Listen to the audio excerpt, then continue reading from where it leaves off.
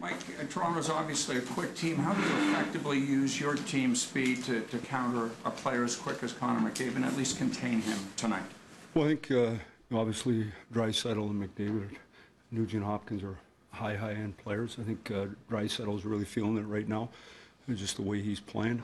And I think that line's real good. And obviously McDavid has only played 2 of their last 5. He's got elite speed and hands and a skill set, and we understand that.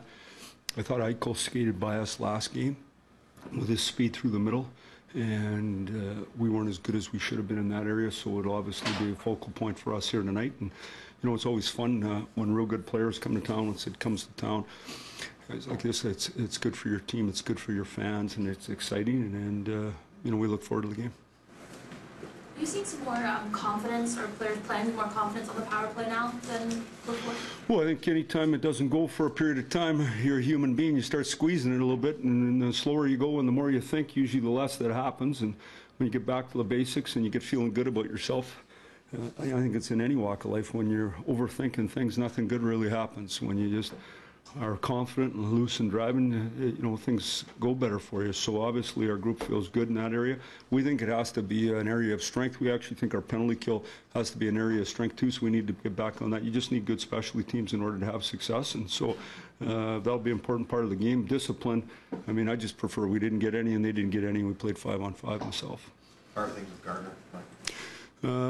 Did we make an announcement on guards? Okay, we didn't make an announcement on guards. It's not planned today. I'll let someone else make the announcement.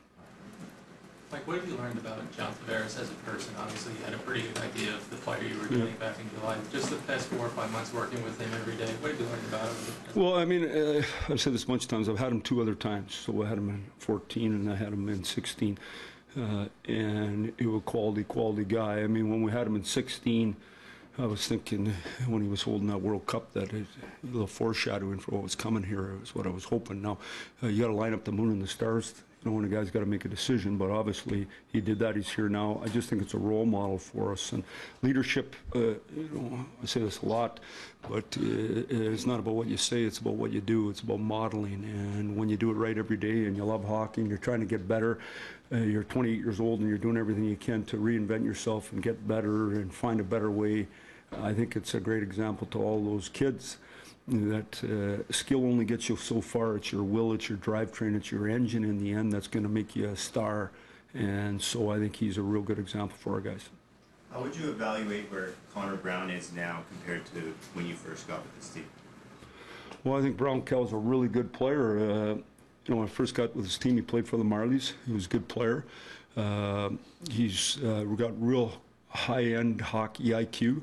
Defensively, offensively, he's a worker bee, and he can play with anybody. He's important on our penalty kill. We think he's a real good penalty killer.